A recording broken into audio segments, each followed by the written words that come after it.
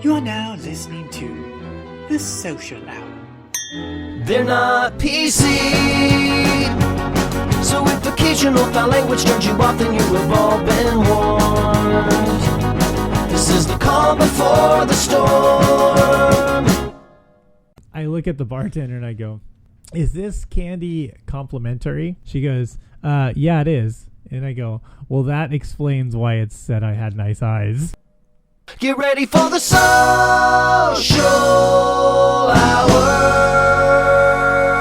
Live from Deece World Studios in Spokane, Washington. This is the Social Hour. On today's show, comedian Niko Lukoff. And now your host. If he's still doing this stupid show, it means he didn't get rich betting on the Super Bowl. Deece Casillas.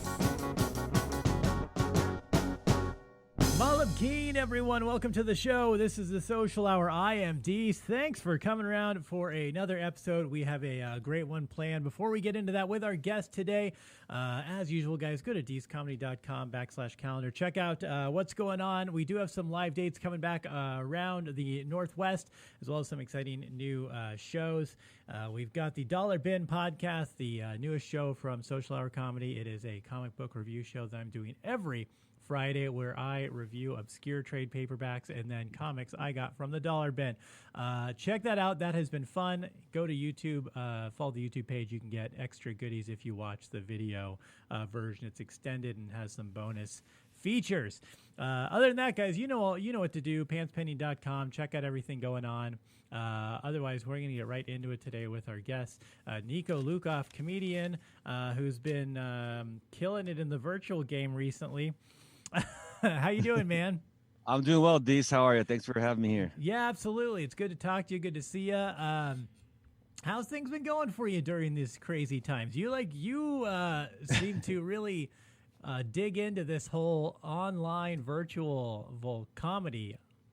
Yeah, it's been crazy. So like when everything shut down, I had done probably about 30 live mics, very little stage time. Never did like super great, new open micer, and then everything shut down. And then I started finding where people were just doing some Zoom mics. There are a few a week that I saw. I was like, this is weird, but I want to figure out how to make this work so I can just work on stuff. I don't want to spend this time I just got caught, I just caught the bug, and I didn't have enough stage time to like really feel like, oh, I got to just do live. I can't do internet stuff. It's got to be live, or I can't feed the energy or whatever. Cause like I didn't have even enough material to like change up what I'm doing based on the energy of a live show or something, like a lot of people. Yeah. I was like, I can just hang out in my garage and rehearse stuff into my phone or talk to little squares on my computer, and just kind of dove in. Yeah, how has it been? Because I mean, it's interesting to be newer at comedy and then go right into the virtual. I mean, you've probably done more virtual mics than you've done real ones at this point. Yeah, by a lot. I mean, it's since we understand the technology now, it's just supply and demand. There's about 180 Zoom mics a week that I've got cataloged on the Facebook group I made, Displaced Comedians, and that's just growing. And I've probably done about somewhere between 500 and 600 sets on Zoom. Wow. Wow. And that is a lot. It's a big number, but like it's just one or two a day over it's been like 10 months now. So yeah, it some days a little more, some day none. And it's been fun to build material and connect with people all over. Yeah. How do you think that's going to translate assuming this comes back? I'm still unsure. I'm not putting my chips in any corner yet as for what happens. But I mean, how do you think that's going to translate for you when live mics come back? That's a question I ask myself almost every moment, because I'm like, I'm doing this stuff that like I know for the most part works on Zoom. I've been dialing in, working on it, getting so much more at bats than I ever would have live, just with what I was doing. That I've got material that works on shows on Zoom, but live it's going to be different. There's a couple of bits I know I need to change up just because they're a couple kind of are poking at Zoom in different ways. Sure. That like material wise, that's like an obvious thing. Like some stuff's going to need to change, but just energy and timing, I think, is going to change. My prediction is that things are just going to go faster because on Zoom sometimes you pause a little more. There's internet issues. Yeah. Obviously the other issues live because you walk on stage live and someone says something in the crowd that throws you off. That energy just sucks from you quickly. At least for me, it's just there's energy there that moves really quick, and on Zoom that can't happen. Someone just opens a bag of chips during your punchline, and then you're just like, wait, did that land or like what happened? Yeah, it is a completely different realm to see. Yeah. I mean, doing the reps and getting at least going through bits. I mean, it can't be bad for sure. There's it's not going to make me a worse comedian. Yeah, I mean, that'd be hard to have done because I wasn't good. I mean, yeah, it's got to be, getting the material, at least saying the material and going through it and getting the timing or at least getting wording and figuring out what to cut and rewrites and stuff like that. But also, there is the timing of figuring out how to say it with a live crowd and their reaction, their response, and kind of pacing it a little bit different too. So it's an interesting way to look at it, how it's going to shake out in the end. My hope is that, I mean, obviously it's going to take a little bit of figuring out with the timing and stuff and the energy. My hope is that just the time and stuff building now is going to probably be condensed a little bit because, like I said, timing. So if things speed up and you can keep the same amount of punches, that's just going to increase your punches per minute, laughs per minute, whatever you want to call it. Yeah. So like if that's the case, and if I've got like 20 minutes now that work pretty good on Zoom, like I know I can get on Zoom and talk for about 20 minutes and it typically goes well. If that gets scrunched to 15 minutes or 12 minutes or 17, like that's just more compressed. Right. And some of it's going to have to go and more stuff's going to come up. But it's been helping just training and just learning how to figure out what's funny and how to make things funny. And like I said, the repetition, like there'll be some nights on Zoom where I'll click through and do 4 to 6 sets. Not very often, but on Friday nights, there's a lot of Zooms and it's ideal to like hang out in the Zoom the whole time and support the room and everything. But usually there's a lot of people already in it and the hosts typically know that that's what people are doing.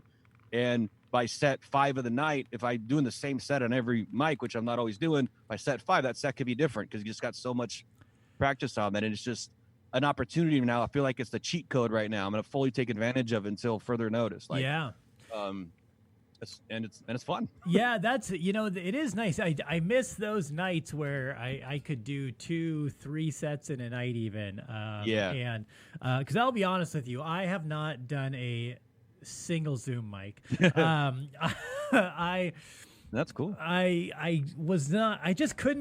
couldn't get on board with it, and I had so many other things that I was still doing. I'm like, oh god. And I did one stand-up show, but I really only did it as do you know Monica Nevi? You know who she is? She's a comic out of the West Side Tacoma area. Great comic. Name's familiar. Yeah, she had an album release party and asked me to do her, cool. And I'm like, all right. But it was a Zoom? Yeah, it was. She has a big following, so she was like live streamed on YouTube and stuff like that. So that's the closest I got to. But also, lucky for me, I've still, Montana and Idaho and some other places still have some shows. So, because you're kind of in the middle of Idaho, right? Where are you at? Yeah, I'm in Nampa, so about half an hour up from Boise. And I never did comedy here because I traveled for work. I kind of had the easy route, like the safer route of starting comedy. Like I traveled for work, so I'd be in a town that I didn't really know a lot of people, and I just get to go up as this random person, do my thing and leave. Yeah, which is cool because then at home, like I've got a wife and 3 kids. Like I'm just not going out every night. It's not my life. I've got a day job that's great. Like I'm not out there like grinding to like, be the next big name or whatever. I just like doing it. Yeah.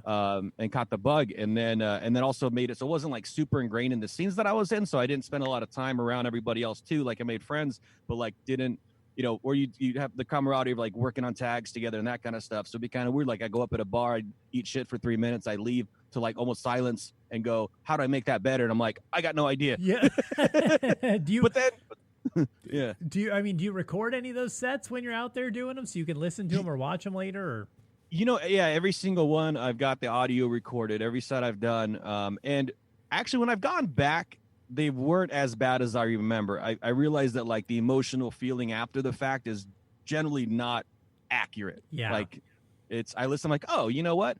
Well, that went like that because that just wasn't funny, but there was a punch that was funny and, got some reactions and, still being brand new. I think actually, I don't know of 100%. I think you and I might have met like on my fourth mic. I went up at Spokane Comedy Club September of 2020, some Wednesday or whatever night it was. Yeah, I remember you messaged me about it. I know we talked like via Facebook about it, and then I don't.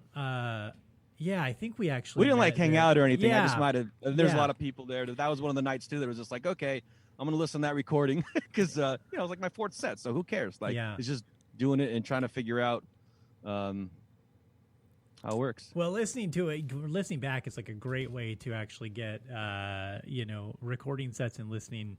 You can get a lot of feedback that way and really find out where the jokes are, what needs to be punched up. Because you miss that stuff on stage sometimes, like you said, when it's just happening so fast, you don't always catch the nuances. Yeah, you'll have to forgive me. Those nights at the comedy club, I feel bad afterwards because I'll go home sometimes. I'll be like, I'm like, man, I don't know. I wasn't trying to be a dick to anyone, but I usually have like a million things going on. So I feel like I'm giving people the high hat a lot of the times.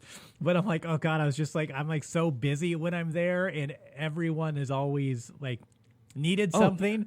I got to So I don't feel I actually feel bad because I'm like, shit, what if we like hung out and I just don't remember? I don't know. I do remember I went to the that bar arcade afterwards next door and hugged with Rob Wentz and Jim Berg and some other guys, folks there that I don't remember the names of at the top of my head. But that was a fun time, and then I kept on wanting to get back there for different stuff. But I travel, like I said, for work, and just happens to be wherever I happen to be, which works out great for mics. Is it going to work out great if I get booked on actual shows? Because I can't really commit to time frames really well, which kind of works for Zoom too, because I've done Zoom shows from my hotel room.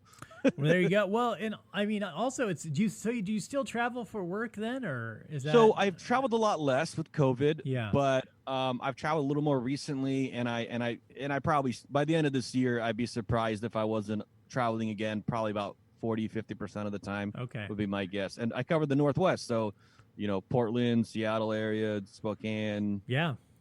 I mean, good opportunities. It's it is tough to kind of you can't be like, well, I may be in Portland that weekend, I may not be, So, I assume you don't get to pick where you travel to necessarily. Yeah, it just depends on business need and what's going on. So, and a lot of times I'll take folks out to out at night to like our clients and stuff. So I sell industrial equipment used for different cooling processes. Okay. Not to get super geeky and boring about it, but basically all the fun stuff like, I was actually out there visiting with Fran's Bakery. They're a big customer of ours. Yeah. We keep dough mixers cold. There Wow. breweries in the area, Brick West out there, a bunch of breweries use our chillers to keep their equipment cold, their tanks cold, and the yeast happy. So Nice. bunch of fun processes, gets me in fun places. And the first open mic I ever did actually was taking out clients to the open mic at Helium in Portland. Oh, nice. That's a good spot too. The owners of Brick West are opening a spot in Boise. Yeah, they're opening not a brewery, but they're opening a kind of a pub, restaurant, bar, pub type thing. Oh, nice. Yeah, so the guy who owns that, Matt, do you know Matt Goodwin? He's one of the owners of Brick West. He's long. Yeah, I've worked with their head brewers. Usually how it worked, but yeah. Yeah. So Matt Goodwin he owns a bunch of property and businesses in our area. He's a buddy might have known him forever, but I just saw they announced something like I'm probably way off, but I remember it's like the Salty Dog or something. Dog is the name of this place in Boise, and I guess they're taking over it, or maybe that's. Oh yeah, I know what you're talking about. I'm trying to remember the name of it. Yeah, I think it's like made like White Dog something. Yeah, something like that. So they just announced that, so you might have some more customers locally. Nice. Yeah, that's got to be a challenge being in an area like Nampa where there's obviously not really a local comedy scene. Especially since Liquid closed in Boise. So, I mean, that's got to produce some challenges kind of from the day to day, past guess, COVID. but I mean, I've lived on Zoom for almost a year and I never did comedy locally. So like technically I live here, but I've never been a part of the scene here. I know there's the Lounge at the End of the Universe. I know does shows, and that's when I feel a little more comfortable physically of going and doing that kind of stuff. That's where I intend to try to get on and do stuff. I know they've done some mics. I know they've done some neat shows, and they seem like solid people that are doing stuff like in a pretty safe way. I haven't been there, but just from what I've seen like online and heard people say, which is pretty cool. When this comes back, I mean, again, I'm not convinced but if we get back to normal, I mean, do you plan on being able to go out more? Like you said, you live on Zoom, you have that opportunity to just kind of do it from the comforts of your own home. Yeah, so I'm definitely gonna do live where I can. It's hard too, just committing time wise. So like, it's probably still going to be mostly when I travel. But I don't know. See what goes on with some local stuff. Again, balancing family time. I mean, I sit in my garage. I know more than I should. Yeah, as it is. But it's sometimes like I'll come out, like I put we tucked our daughter in bed, and I just like flew across the house to like jump in on a mic because I was on deck. I was just like, come out, pop out, do my set. Like I said, I do like to be there and support and whatever, but sometimes it's just life happens and it doesn't happen. But it's super convenient because I can, like you said, I can get to a lot, but I definitely want to do live. I want to feel that energy. I want to test what I've built over this period of time and see what happens with it. I don't think I'm going to be a worse comedian. I think it's going to go, I don't know how it's going to go, but I'm excited to see what happens. It'll be, I think hopefully people will be so thirsty for it and people will come out and support, because it's, been a long drought for performers and for people who are looking for entertainment. Yeah, and I really feel for the folks and I understand a lot of people don't gravitate to Zoom. That's fine. Do whatever's, makes sense for you. And I know a lot of folks who like I'm very fortunate where this was never part of my income. Yeah. So I'm like, I'm crushing on Zoom. Yeah, I'm doing a lot of Zoom shows. Some of them are paid, most of them aren't. So mostly it's just talking to people and having fun and getting the experience. Yeah. But there's some that are bigger and bigger that, they're some good sized Zooms with the, most real audience and not just comedians. And while it's not the exact same as walking off a live stage and feeling great from that, I've left my garage after talking to 20 or 50 little squares, feeling a pretty strong boost of energy. Well, I mean, and it's when it's the best you can get right now too. It's like it's only gonna do if it's the best you can get, you might as well take it and go for it and see what you can make out of it. I mean, what kind of audience are the bigger mics getting, would you say? So like one show that I really like, so this drops Tuesday, then I'll be on Wednesday night, so that'll work out time-wise. Just mentioned. It's called The Grind with Dan Mills. He's out of Bellingham. I don't know if you know him, but he's a cool dude, a great comedian, and he's been building this really cool Zoom room where like I feel like I was looking into, I was like, I want to produce shows, and I'm confident that I can get some good lineups here and there, but like I can't put the energy in. I want to put the energy in to build the audience that I think that would deserve. And so then I go see his show, and I'm like, there's 40, 50 people in the Zoom consistently, which is a pretty good size. And once you get past like 10 or 20 in a Zoom, a lot of them are just going to have their mics up and stuff anyway. And at certain points, it becomes almost difficult to, like I've been on ones with like a little over 100 and where the techs aren't really up for it. And it's really hard because you got all this feedback and weird noise and weird times of laughing. It's like, there's a balance where bigger is not always better, in my opinion, just how it's run. But my point is to put on a great show. And there's a lot of people that are real audiences, people that just actually just want to watch comedy and show up. And it's a free show Wednesday nights. It's at 9 Pacific. And the lineups he gets, it's crazy, the people that he gets on there. A lot of people that don't Zoom a lot also. So like a lot of just live professional comedians from like New York and just from all over who have great credits who are killer. Yeah, I've seen his line. I feel bad. I've know people that have done it, and it's always looks great. He has great lineups. I saw Mark Norman and some other people on there. He asked me to do it a couple months ago, and I kind of like forgot to get back to him. And then I feel bad every time I see something about him. I'm like, I should message that guy and see, at least, I just have not been able to get back to him on. Well, I could. I'm making an excuse. I could get back to him. I feel like at this point it's been too long where I'm like, whatever. I'd hit him up, man. Dude, I don't do what you do, but it's among the best Zoom shows I've been a part of, and I have a hard time not saying the best. Like there's like a few that are like right next to each other, in my opinion. Like Jackie Cation. Yeah. Jackie Cation does a show on Sundays. And she'll have oftentimes she'll have like Maria Bamford will be on and a bunch of other comedians. Wow. And it's just been crazy to be like, I'm just this dude who did some open mics and now I'm in my garage, like performing with like legit people and making them laugh. Like it's going good. And it's like, it feels good and it's just fun. How many comics they have on these lineups? So I think on dance, I could be off here, probably around 6 or 7, give or take. Bad. And some of these will be like several people do 5 minutes, and then some will do like 7 or more. On Jackie's show, I don't remember how many are typically on, but they'll usually open with I could be off. I think about 5 minutes, and that goes up a little bit, and then she'll close out, working on her stuff for, gosh, like about half an hour. Okay. Which is also a fun treat at the end of it. Yeah, no kidding. When was the first time you did comedy? Do you know? August 19th, 2019. Okay, so a little pretty fresh before a little this. over a year. Still. What was the driving to get you to do it for the first time? What got you up finally for the first time? So if you couldn't tell, I like attention.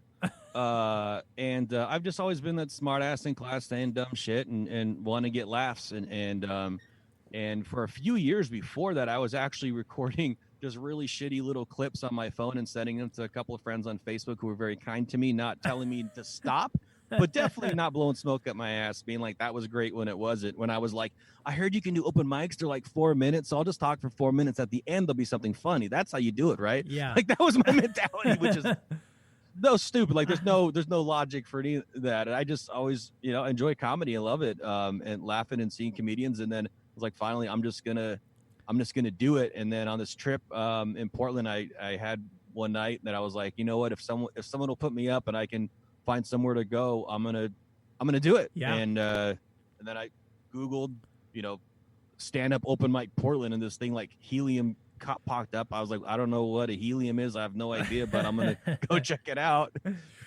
How was it? How was the first time up?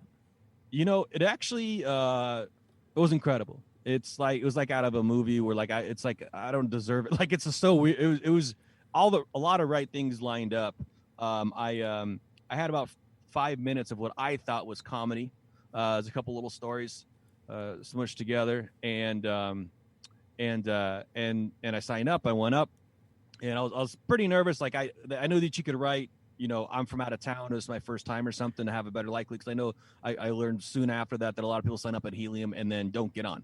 That's just where people like want to go. It's a great room, and people are there to laugh. They've committed. They paid a few bucks. They've committed to the evening. It's like a show that you just get to walk onto. Yeah. In my view, I haven't been on a book live show, but I've sort of felt as I feel like it'd probably be like, and then though, like I said, I met some folks in my industry who distribute the equipment that I sell. They'll sell equipment to breweries and they'll package our equipment with it. And I had just, we'd emailed and had phone calls, but I hadn't met them in person yet. I met them that day and we're like, hey, let's hang out in the evening. I'll take you out to dinner or whatever. So I'm texting them outside Helium after I'd signed up. And I think it was actually after I found out that I got on the list. And I was like, hey, this is what's going on tonight. If you want to, go out, you want to go to this place called Helium and like go see comedy. And they're like, yeah, let's do that. So they showed up and I'm outside. I'm like, all right, guys, these two guys. I'm like, all right, go inside, get us a table, get some food, get some drinks. I'm going to walk outside pacing like a lunatic while I'm practicing because you're going to see me try to do comedy for the first time in my life. And they were like, holy shit. And then what was their reaction? How did it go? So it actually, after pacing like a lunatic and like I had to crunch down to 3 minutes. I thought I had 5 minutes. Then I had to kick a story because I was like, oh shit, I don't know why I thought there was more. And then I go up. Here's one, the host, Shane Brendan, one of the most funny people I've ever encountered before. I met him in the green room and I introduced myself and he's like, oh, is this your first time here? I'm like, yeah, it's actually my first time trying to do this. I still had a hard time saying the word doing comedy. But like this first time that I'm going to try to do this.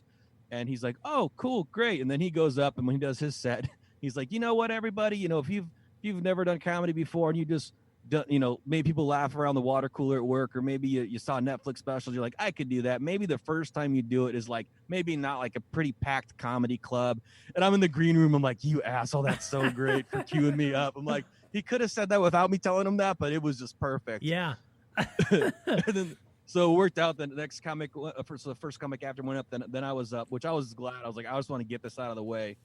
And then I got to open just, talking to, hitting on that, being like, I'm exactly that guy that Shane talked about. So let's see how this goes. So I got fun, I got my side some fun chuckles, and I powered through 3 minutes of talking, got some laughs, and walked off that stage with stuff shooting through my veins that I couldn't describe. It was unreal. And then I went out of the green room, went back and sat down. So I wasn't sitting in the back where the comics sit. I was sitting closer up front, which was fun because like I wanted to watch comedy. I wasn't like in the front row. I know that's but like just I wasn't in the way back where the comics usually sit. Yeah. Because hanging out with these guys that was taking out to entertain essentially and connect with. Because my thought was like either we're gonna bond no matter what. Like either it's gonna go great, it's gonna go shit. Like whatever's happening is gonna be an experience we're gonna share. And they had a ball. They thought it was fantastic. They were very positive about my set, and I don't think it wasn't all blow smoke up my butt. I'm not saying it was a great set. I'm just saying like it went good, and I was very happy and very fortunate about all the elements, and got to enjoy the rest of the show. And then Adam Posse was closing it out. He had just won Portland's Funniest, and I didn't really know what that meant at the time. And he talks about being half Samoan, and then he's at the bar after the show, and I just walked up to him and I was like, "Hey man, I just that was really great. Just want to say hi, introduce myself." I laughed a ton during your set. And so I lived in Samoa for a little over a year. And I touched on part of it kind of in my set, but I didn't call out Samoa because I hadn't made that part funny. But I showed him a tattoo on my leg that I got when I came back from Samoa, based on some artwork that I brought back, and I showed him on my leg. I'm like, oh, dude, I actually lived in Samoa for a while. Here's my tattoo from that. And you talk about someone that's pretty cool. And he's like, yeah, I've never actually been to Samoa. You're like more Samoan than me. And then we just laughed. And I was like, that was just a fun, nice thing to say. And he was just real kind. And then he's like, all right, guys, well, I'm going to go talk to some people. I'll see you guys in a little bit. So he left the bar that we were standing at, and I thought I'd never see him again. Yeah. I thought that'd be totally fine. Like totally, I didn't feel like, offended or anything. I thought like that was a great experience. Then he comes back and he goes, hey guys, a bunch of us comics are going to another mic. You want to go? And I was like, oh shit.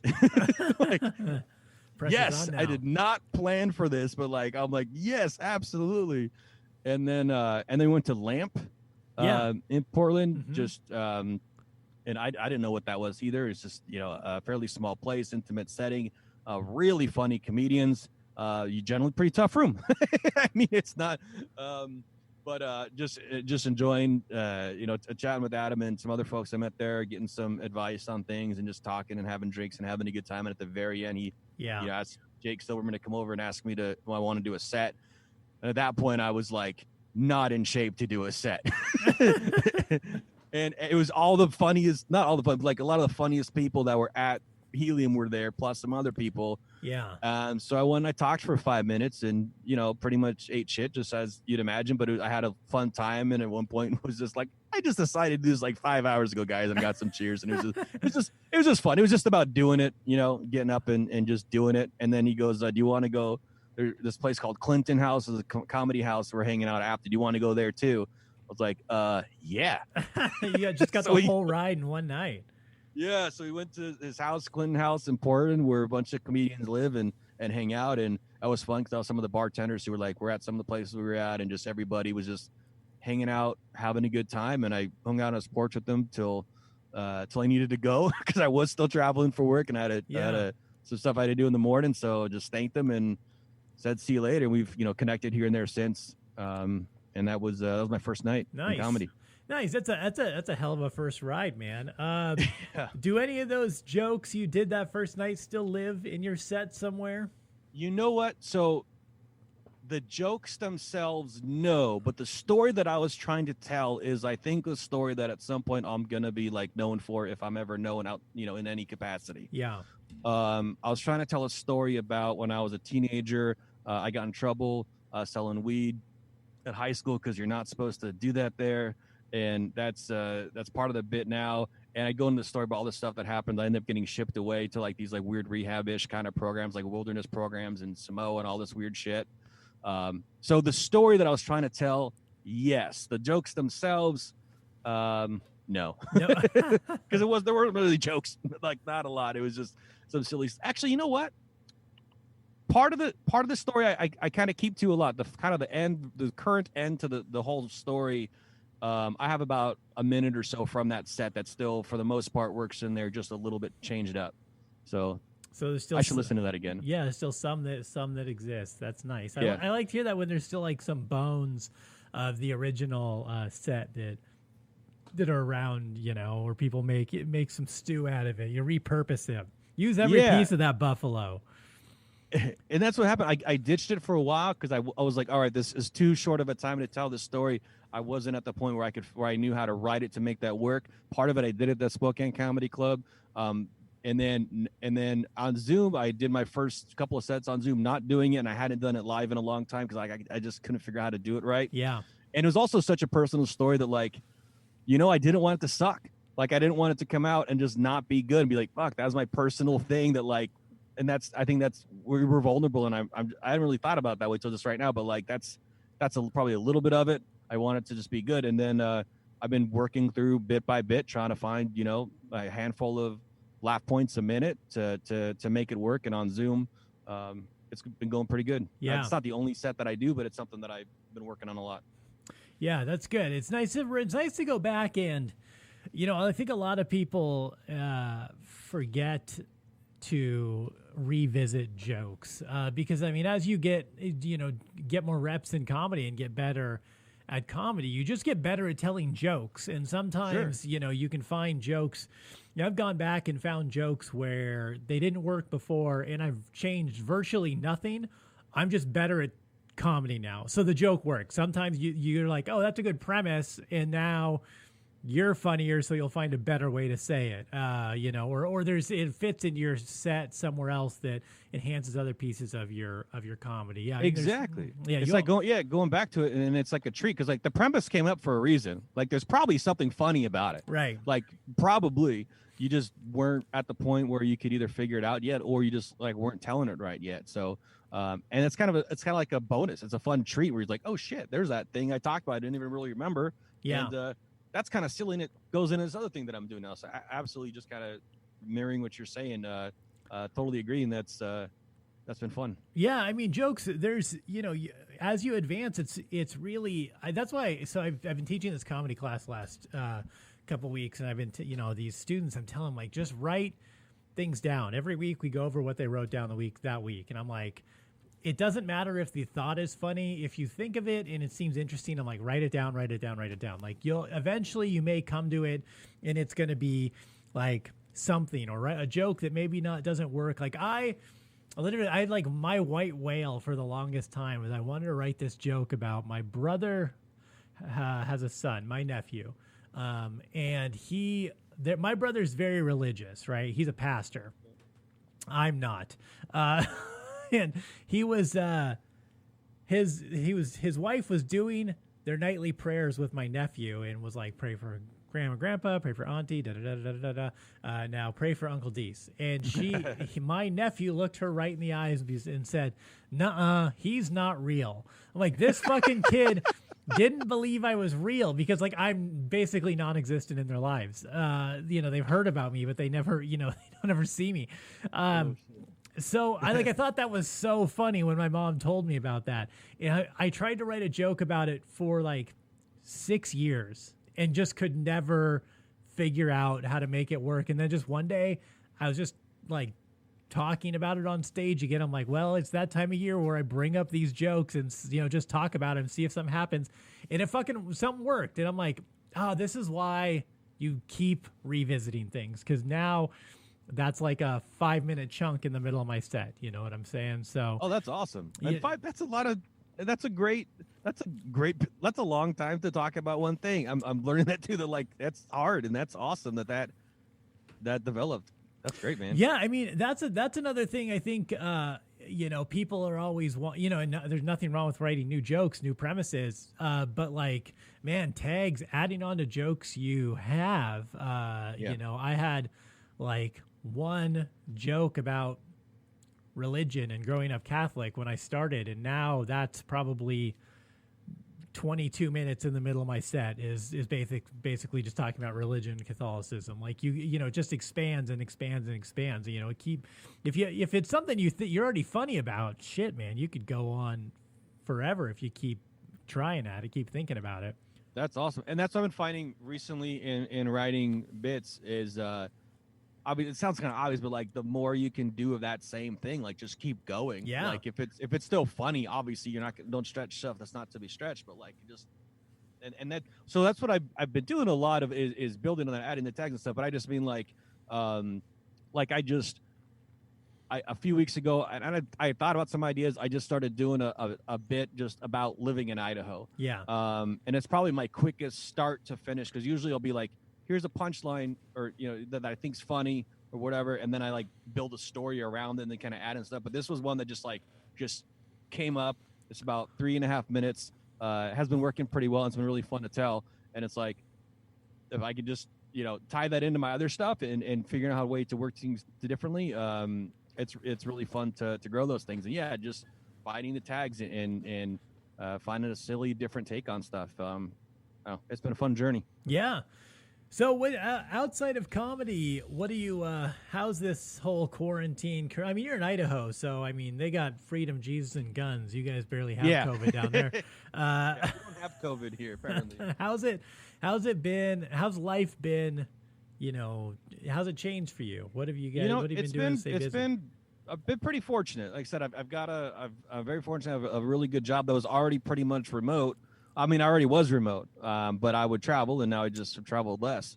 Yeah. I really want to just go and take my kids to do stuff. Like, I just kind of feel bad for them. Like, right. Cooped up, you know, run around the neighborhood and stuff. But like, we used to go to like Wahoo's, this place that's like laser tag and stuff, and like do different, like, you know, fun activities, which are still a lot of outdoor stuff to do. We just haven't done as much as we probably should have also, kind of being hermits. But I'm just really glad we all like each other a lot. It's been weird. The kids are doing the, you know, school on Zoom. So getting them to kind of stay quiet, or me find a quiet place to actually work, has sometimes been challenging. Overall, we're very fortunate, and it's actually been pretty good. Like I definitely want the world to go back in some capacity, but it hasn't, you know, we're good. How old are your kids? So I have 3 kids, and they're all going to have birthdays in the next couple of months. So mind those. Our daughter's 5 and our boys are 11 and 12. Damn. So you got a whole myriad there. Those are all got to be difficult ages for kids. Cause I mean, although I keep saying this and thinking it's got to be difficult for kids, but also at the same time, I don't know if kids go outside anymore. They all have like an iPad, and they're like, you know, I like try and convince the kid to go outside. It's like, yeah, screw off, old man. I'm fucking my avatar right now. Like, get out. Like, what do you want? You know, like I've got a device in my pocket that is attached to YouPorn. I don't need your goddamn ball and stick. You know. Well, we'd send him out playing Pokemon Go sometimes and just kick him out of the house. It's, you know, it's funny because that actually is like an excuse now to not go out of the house. But like we'll still, you know, throw them outdoors. They'll run around, ride their bikes, go to the park and stuff. And especially like at the beginning, we were, you know, kind of having them not do that as much, because at the parks, you're like you said, in Idaho, no one, I mean, you're outdoors, but still nobody seemed to care about it for a while. So we wanted some amount of distance. And just like taking the store is like a trip now, like an exciting thing for them. And I bet on the other side of this, they're going to not want to go outside, and they won't have an excuse about some dude ate a bat. They'll be like, exactly like you're saying. And we got a couple of Oculus headsets too. Okay. Around the holidays, so they've been playing in that a bit too, and that's actually I've done a couple of comedy shows on there too, which has been wild, like an immersive VR. That's got to be trippy. I don't know. My buddy's got one of those, and he had me watch the NBA Live, like NBA channel on the Oculus, and it's live. You're watching it live, and it looks like it feels like you're sitting courtside. And it's fucking wild. And that's the guy's like running down the court in front of you. They like his stats are next to him, and then you can look around and like see other people in the audience. And I'm like, this is fucking. eaten too many mushrooms for this. Like, I feel like this is too real. I feel like that's like we're not supposed to do this. Like, I feel like that's like incredible. Like, we're not designed for this experience. Like, we just. So was it so you weren't was it like you're watching big screen, or could you like turn and see things behind you? You could turn like to the left and right and see people. Yeah, there were other people. That's crazy. And it was just, I mean, it was fucking crazy, and it felt very real. And I mean, the guys are real. I mean, you're watching the game in real time, and the way they have it set up, and I'm like, I don't know how they do it. But it is fucking creepy to me because it's so real where it's like, it's one of those things that it's so close to being real where it just makes you feel more like we're actually in a simulation, because you're like, yeah, this is we're just going deeper into the simulation, build a simulation, fucking, Inception style. That's crazy. And that's gotta almost feel like you can interact like in a movie where it's like a ghost who's like seeing like the past or like seeing stuff or something, or some kind of person going back in time where no one else sees them, like the other people should see you but they don't or something. That's gotta be a weird feeling. The comedy one is not live, like it's your avatar, so it's not like you don't see like live people or they don't look like live people. Yeah. They customize an avatar, so it's kind of it's animated a bit. You don't see the facial expressions as much as you'll see on Zoom, which I realized this last week on it that like that's one. In most ways, I like VR much more than Zoom, and that's one that's just a little different. I won't say it's better or worse, but it's a different in the reactions. But they're avatars, and they built this this comedy club in Zoom. I don't know how they do it, but like there's a room and you're walking through and there's a stage and there's a green room hidden access area and there's a little off the side the stage area and there's like a bar and people are laughing in real time. They're hitting emojis. One thing that's nice about that compared to Zoom is on Zoom everyone's the same volume unless they go and they change their audio settings, which nobody does. So like I said before, someone opens up a bag of chips, your joke's gone. Like it just depends on someone's. It's just such a weird thing. But on VR, you have a megaphone option, so it's like you're using a microphone, and they'll have like an animated microphone there just as a prop. But you can, you're walking around and you're moving your arms. So the first time I did it, I'm like, I didn't move in a big area, but I was like, I can actually throw my arms up in the air, and you got your devices you're holding, so you see your character, you're seeing your hands go up, and you're moving around. They're using the space, and it's just like it was the closest thing to real that I've experienced. Interesting. Compared to Zoom. And the part about it, energy wise, that I found too, is that a big difference in my view on Zoom to live is live you have that energy feedback, you can feel that. Zoom, you feel that in a certain way, but not the same way, and it's scarier live in my view because if something pulls you off in a different direction, it's really easy to lose focus and and mess up your whole thing. At least it is for me, being just where I'm at in this. So I'm like, all right, I got it. And I felt that in VR, pull away for a second. I'm like, I can feel right now if I start going down the wrong track, I'm just going to spiral out and I'm not going to remember what I'm saying.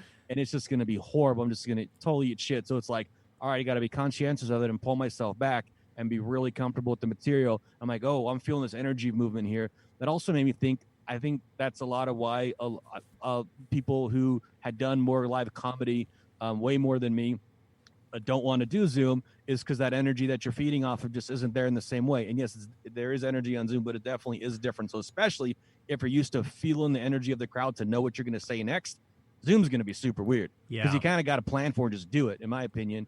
Or, everyone's got their ways they do stuff. But the way I generally go in is I go and I do my stuff. If something feels like it's, the room's going in a different direction, sometimes I'll change up what I'm doing a little bit. But like for the most part, I stick to what I'm planning to say.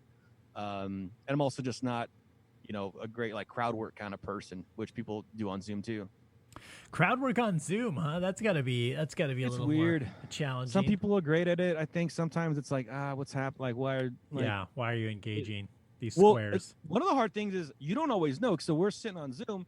You got 20 people. I might be looking right at you, and this is weird on Zoom. I might be looking right at the camera and not paying any attention. I might be sending an email. I might be on Facebook. I might be doing something. So if I'm looking at you and you think I'm paying attention and you say something and I laugh, and then you say something again and I don't laugh, that's messed me up the most on Zoom doing a show where I said something where this person laughed, and I said another thing that if you laughed at that other thing, you're probably going to laugh at this, and then it was nothing, and then they started looking a little upset, and I was like, what's happening?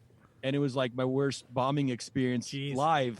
But on Zoom, a lot of things I found out were working against me. Some people were getting kicked out of the room that weren't supposed to be. It was like a weird thing. When you do the Zoom shows, do you stand up? Do you sit?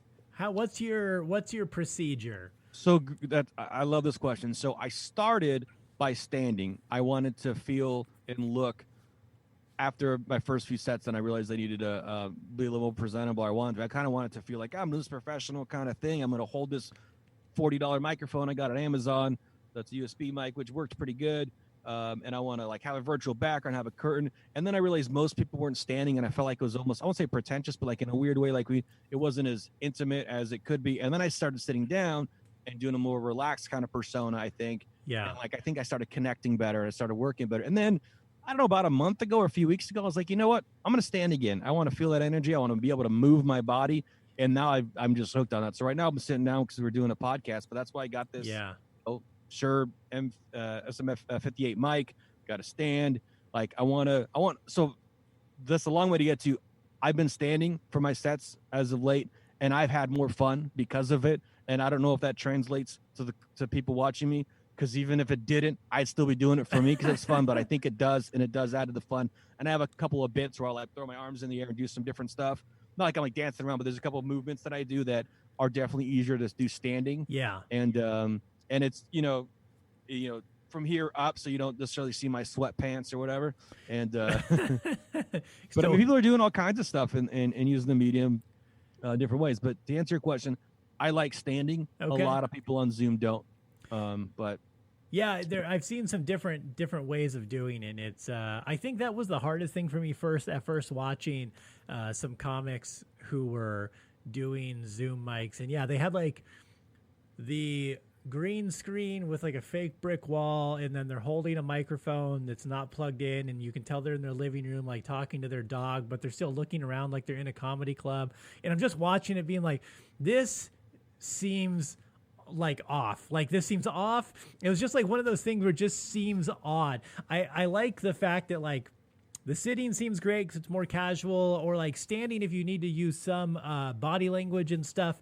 But like I think, yeah, people found that, like, it seems like you found that middle ground of like, I want to maximize this, but I also understand I'm still doing an open mic in my garage. Which is good. Cause I mean, being able to stand and use like body language and stuff and work those parts of the set is great. But also like being realistic and like, I get what this is. Yeah, we're all connected in this weird thing. And I've been a little, I've still been standing most of the time just because I'm practicing, because I'm doing a lot of shows that I want to be ready for that. Because if I'm practicing sitting down and then I'm standing up to do the show, like I'm doing it, and now I'm adding a different element to it. I also realized I did a show where I had done my longest set. It was 15 minutes, and I realized I was just swaying a lot when I was sitting. I don't know if anyone else could tell, but I noticed me just, I don't know if listening can knows, but like that. And I realized it wasn't as rapid as that, but like I just realized that it was distracting to me. But it's still fun. Like, I mean, that was one of my best experiences performing was on that Zoom, and I'm excited to go back to it. I think I got booked on it for this month or next month, so I'm pretty stoked. Nice. It's out of Tao Comedy Studio out of LA. They've been putting on shows and just trying to keep their business alive because they still have to pay rent. No kidding. So, well, hopefully it all comes back one day, and the virtual mics are great. Hopefully you can at least hit some live ones too once this all comes back. Get traveling around, and we can all get back to some semblance of normality here. Before we get out of here, Niko, I've got a final segment of the show. It's called The Rundown. It is a series of questions that I've compiled over the years. They're pretty simple. They're individually, they're just basic questions. They don't seem pretty innocuous. You put them together, they just start to paint a tapestry of who someone is. So we're just going to ask you a couple basic questions here, cool. And feel free to answer them honestly, but we don't fact check. This isn't Facebook. No fascism on the social hour. You can do what you want. All right. First question. If you could pick any president to be, any celebrity to be the president, who would it be and why? Tom Hanks. Tom Hanks? Isn't he a citizen of Greece now? He can't be president anymore. He did. No idea. That's the first one I thought of. I didn't think he'd be great. I think he'd do a good job. He does seem presidential. Yeah, I think he'd be pretty good. Yeah, plus he doesn't look a million years old. Just another rich white guy, you know. Yeah, another rich white guy. Rumors that he touches kids. Yeah, checks out. He should be president. That's fantastic. Yeah, that's all the. Damn it, he's hitting all the boxes to be. There's president. no right answer here. I know. There was that whole hoopla about people's claim. I don't know if it was like QAnon, Pizzagate, how deep into conspiracy it went, but people were saying that he was part of this whole child sex ring thing. Oh. That's why he moved to Greece, apparently, to avoid any court stuff. He's like the Roman Polanski of modern days. But he certainly seems presidential. I mean, despite any, we don't have hard evidence. Assuming he's not a child diddler, I think he'd be a great president. Do better than any of our recent ones, I would say. Not too hard. I don't think that the bar's not up there. Yeah, the bar's pretty low. Actually, that's a good point. You don't have to do. There's not a lot you have to do to be a decent president. What's your favorite TV show of all time? Ooh, this changes a little bit here and there. But this is gonna sound weird. I really like the show Derek. I think it still might be on Netflix with Ricky Gervais. I never even heard of it. He plays this guy who works in a nursing home, and just it's hilarious and heartwarming. Okay. And hits everything. And when anyone's like, "What series should I watch?" and everyone's like, "Watch the Game of Thrones." I'm just like, this is great. It hits everything. It's really funny and weird. There's a lot of shows that I really like, but that's just the one that came to mind that I really enjoyed. Is it a current show or is it? Probably in the last decade or so. Okay, I think. okay, Somewhere around there. That's right. probably where it ended. Do you know how many seasons? At least a few. I Okay. don't think it was super long. I don't think it was like a 10+ season kind of thing, but there's a few seasons of it. Couple out there. All right. Watch Derek, everyone. Okay. If you could get rid of one state in America, which one would it be and why? Oh no, I can't answer this. Sure you can. Fuck Iowa. Yeah. I could get rid of one state. Oh my gosh, I'm so bad at this because I'm like I know and like people in like every state and I let's see. I'm gonna say it doesn't. Shit. I don't know enough about different states. You know what? If my state of Idaho was like its own country, I think that'd be okay. Yeah. Yeah. How do you feel about Idaho just passing a constitutional ban on all drugs? Was not aware of that. And didn't we just not don't we already not allow anybody to have fun? Like, was there something? Does that change something? Yeah. Well, they which is great because it's like less than an hour drive to Oregon, so it's like sure. Yeah. Great, let's feed their economy instead. I know everyone from Coeur d'Alene, North Idaho, just comes to Spokane, but so they're talking about lifting the federal ban on marijuana. Oh, so they're trying to make us the dry state. Yep. So they did. They passed a constitutional ban on drugs, an Idaho state constitutional ban on drugs.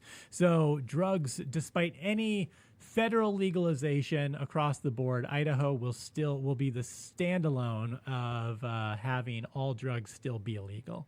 Dude, I hope I posted this at one point as evidence, but I've said this verbally many times that Idaho's going to be that like dry county that everyone's like, yeah, booze is still illegal here, like this, like that kind of thing. But for weed, like I don't know what it's going to take for that to be the case here, but it's that doesn't help anything. No, it's wild. I mean, I don't even smoke weed, but man, I am very pro marijuana as far as legalizing it, especially if you're going to make for anyone who drinks and is against legalizing marijuana. I'm like, that's fucking ridiculous. The statistically how many deaths you have related to addiction problems, things like that. The results from alcohol is a million times worse than pot.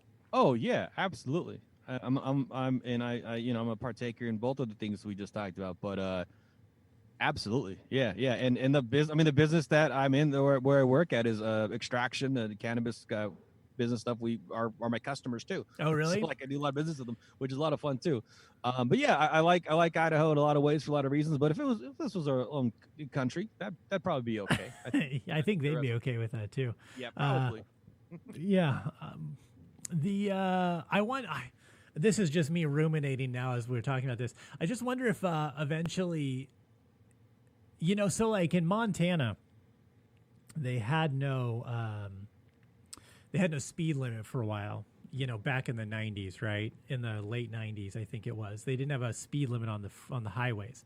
And, people were coming with their supercars to drive 120 miles an hour in Montana. And basically it was, it was drive safe and prudently. There was no actual state mandated speed limit. And then the federal government stepped in and they said, well, if you don't institute a speed limit, we're going to stop federal funding to your state. And considering Montana is the third most dependent state on the federal government, they were like, all right, fucking the speed limit's 80. But now it's 80. Yeah, it's 80 now. But just say 80. Fuck, dude. Jesus Christ, that's not fast enough. I just wonder if Idaho will be left behind when they finally open it up federally, which it looks like they're going to do with marijuana, and all the other states are raking in millions of dollars in tax revenue, and Idaho's left behind. I wonder if the federal government's gonna be like, listen, dude, you got to step up and sell pot and make some money for yourself. You fucking, welfare state dependent on the fucking federal government piece of shit. Get your ass up, sell some pot like a fucking American, and make some goddamn tax revenue.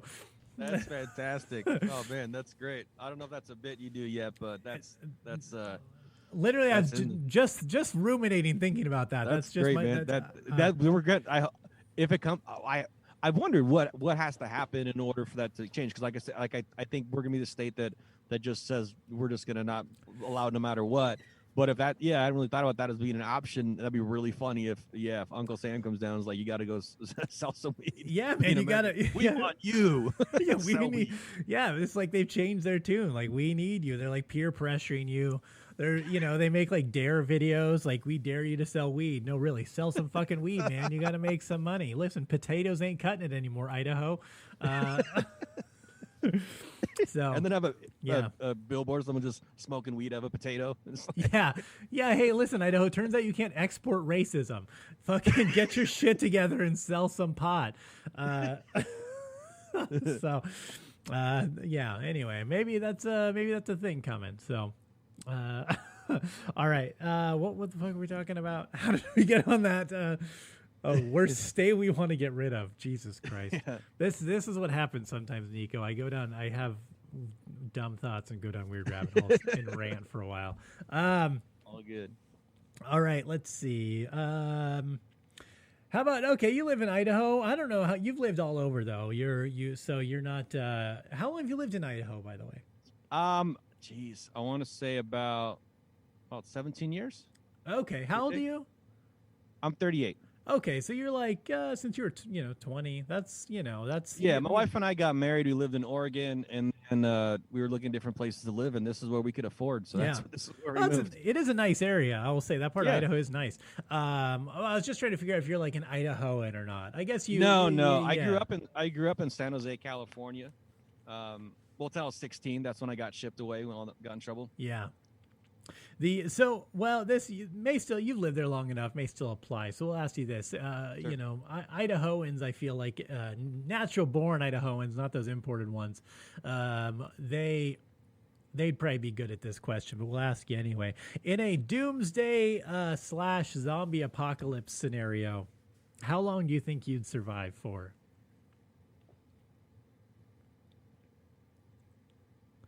I'm the only household in Idaho that doesn't own guns. So that's kind of what I was trying to figure out when I was asking you questions about where you're from. So everything. If I can't get food elsewhere, a couple of days. Yeah. Maybe a week or two. Figure out how to hunt real quick, man. Get into Costco and stuff. I've been doing a bit about actually how like I'm the people that I don't think I'm weird for not having guns, and I'm not worried about idle getting like attacked or anything because it's herd immunity that I'm gonna have because everyone else has tons of guns. Yeah, you just gotta like team up with someone, be like, listen, man, I will entertain you. You know what? Every night. That's fair. I team up with folks and probably make it more than a couple of weeks. All right, there. Before I give up, and we're like, let's just not do this anymore. Yeah, maybe being a zombie would be cool. All right, last question.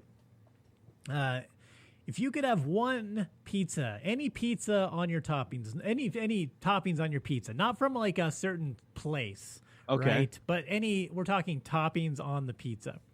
You can have any toppings you want, but now that is the only type of pizza you can ever eat again. So what's your... So is this a single topping pizza? Or no, is this you can have as many as you want. Okay. But now that every time you have pizza, it's always that. What's your laminated forever permanent order pizza? It's gonna sound gross, but it probably should, and that's fine. I want to get the other night I got pizza that was buffalo chicken pizza. So it was white sauce with like Frank's chicken and bits of bacon on it. But I want that thing with anchovies on it. No one had those anchovies, and I think they're delicious and salty and fantastic. And I want, that sounds gross, but that sounds good to me. You know, I do love a buffalo chicken pizza actually, and I think anchovies is a super underrated topping for pizza. Yeah. People don't realize how good it is. Yeah, it's salty and just nice texture. It's I'd want that on top of the chicken pizza, and that's what I would eat forever. It's a good, that is all right. That's interesting. I don't think I've ever heard that one. I doubt I ever will again. But that's, I feel like I could eat that pizza. That's a good, because a lot of people want like a meat lovers, and I feel like sometimes less is more. Once you get past maybe pepperoni and sausage, you're just kind of you're not getting any taste anymore. You're just getting salty meat taste. Different shaped salt. It's like, and that's where I was thinking at first. I'm like sausage and pepperoni, but I'm like, oh no, the buffalo chicken pizza with the different sauce on it too is delicious. And I love anchovies. And I've ordered pizza recently where places had anchovies before and don't anymore, and I was bummed. I'm like, now I can get it back. That's a good pizza. Anything, I think buffalo sauce is good on just about anything too, though. I love buffalo sauce. All right, Niko, tell everyone where they can find you, social media, anything coming up. Obviously, for people who are comedians, Displaced Comedians on Facebook, ever-growing group of comedians online, and a huge network of, probably the largest network of online shows available too. Yeah, it's grown quite a bit, and thank you for mentioning that. So I have all my shows on my Instagram and on a Linktree, which is just, I've got a domain to it, but it's basically a Linktree. So just laughyourlukoff.com to see the shows that I got coming up, and to follow me on Instagram at laughyourlukoff. Also, if you are interested in checking out Zooms, there's a lot of fun Zoom shows. I have been hosting the Zoom open mic that Flappers out of Burbank has been putting on.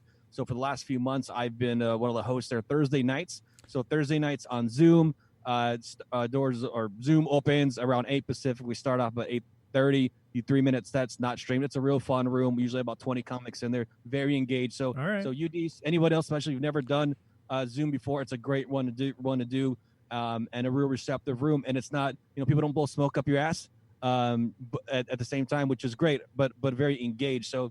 And that's what I always want. I want to get actual feedback, and it's that's a lot of fun. And so tomorrow night, so this comes out Tuesday, Friday, Wednesday night at the Grind with Dan Mills. It's just got a stellar lineup. I'm gonna do an opening set after Dan does his, and it's a free show. That's a lot of fun. So hope to see you on Zoom or live or whatever you got going on. Everybody, especially who's doing comedy, and I look forward to seeing everybody someday. All right. Well, there you go, guys. Follow Niko. Check out the open mics. Go to Displaced Comedians. And if you are a comic looking for stuff to do online, that is your resource. Definitely go check it out. Follow, join the group and check out some open mics. And Niko, good to talk to you, man. Hopefully when all this comes back, we can get together and do this live again. Actually, yeah, man. I look forward to it. Thanks for having me on. Yeah, absolutely, guys. That's for the social hour. Again, go to deececomedy.com. Check out everything going on. And that's it for the social hour. I've been Deece, and for Niko, thanks, guys. And we will see you next week.